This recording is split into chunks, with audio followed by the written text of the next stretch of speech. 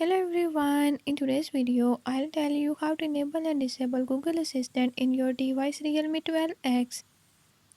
In this video I'm going to show you how to enable and disable it. But before we get started, don't forget to hit the subscribe button and ring the notification bell. Make sure to watch complete video and learn how you can do it. Let's watch the video.